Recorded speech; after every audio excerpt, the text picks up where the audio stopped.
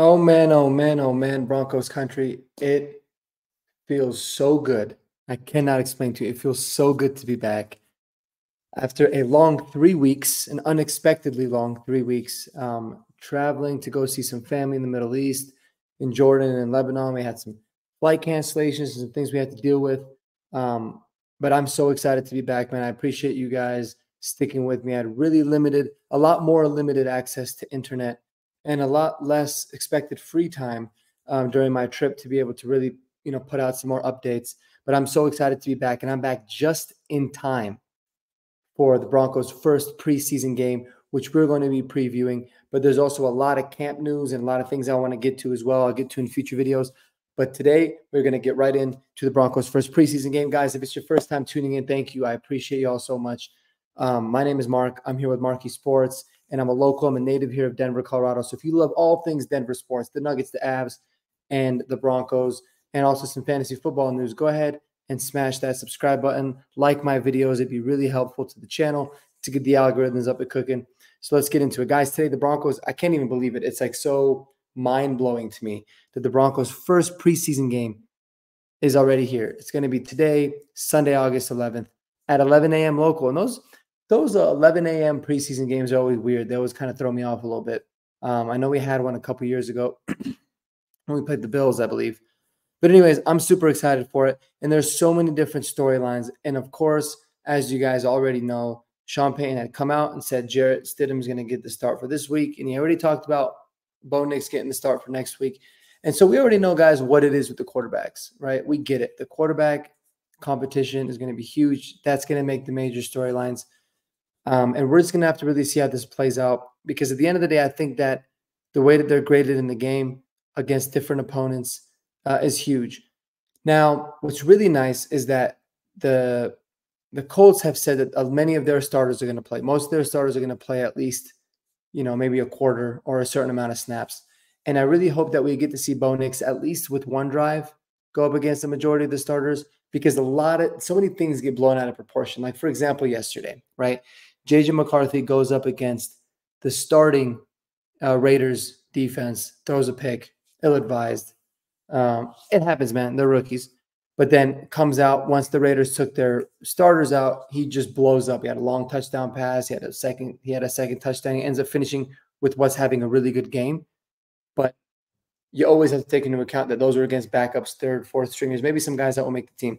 So there's going to be some of that, but you always got to keep in mind what is the competition that you're going up against. And also, who is the competition that you're playing with? So I totally get that from a player standpoint as well. But I'm really looking forward to the most, guys, without a doubt, is the second cornerback role. Who's going to be the starting corner outside, opposite of Patrick Surtain?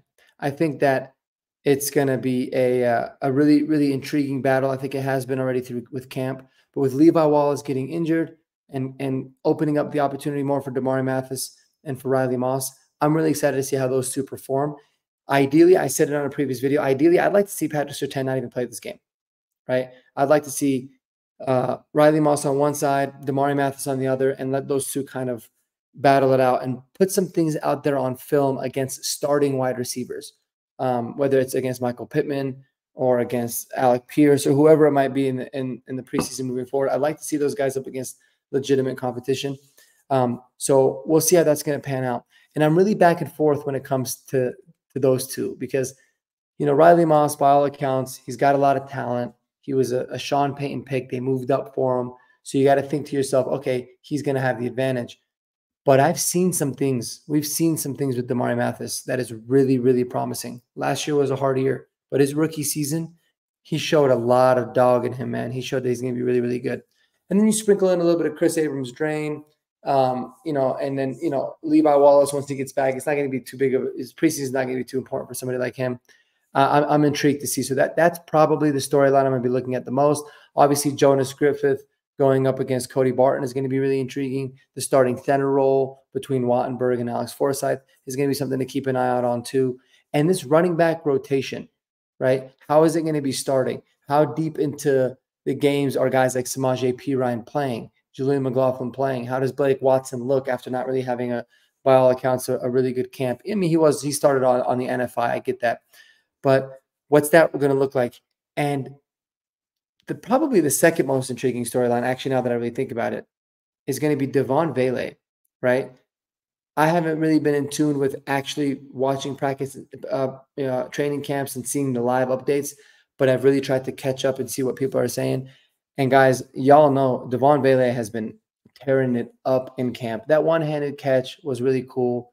A little bit overrated in my opinion, but it was really cool. But he's been consistently beating these guys, consistently getting open, consistently making plays. You love to see it. I don't care if he was a 7th round pick. I don't care if he's a 3rd round pick, second. I don't care where he was drafted. I don't care if Troy Franklin had a lot more hype.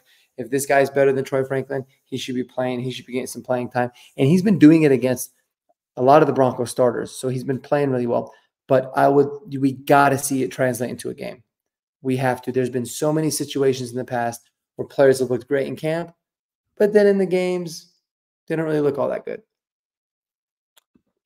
And by the way, I missed iced coffee. That's something that you take for granted when you are not in the States, is a good cup of iced coffee. We continue. So when it comes to Devontae V, I'd love to see him translate what he's been putting in camp into a game because he's an intriguing player.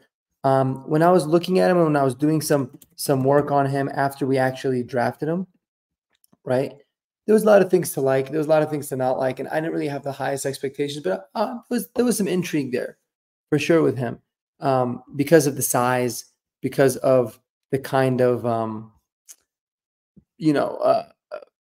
plays that he made at a good program in Utah. He was a late bloomer. Obviously, the fact that he was older was something that was certainly a little bit of a red flag. But man, he's been coming in. He's been making plays. I was watching Mason and Cecil and Orange and Blue. They kind of had some comparisons to Marcus Colston. Thought that was really interesting. So you'd like to see how is he going to perform? Is he a gamer? Is he somebody that in his first preseason action running with maybe the 1s or the 2s or against some very quality defensive players on the Colts side? Is he making plays and is he out there doing his thing? I'm really intrigued to see that, and I'd love to see him be able to put that all together. And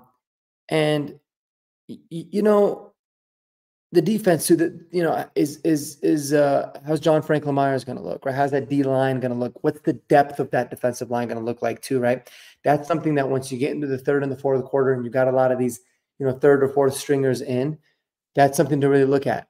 Are they holding up against the run well? Even though they're going to be going up against lesser talent, who's out there making plays?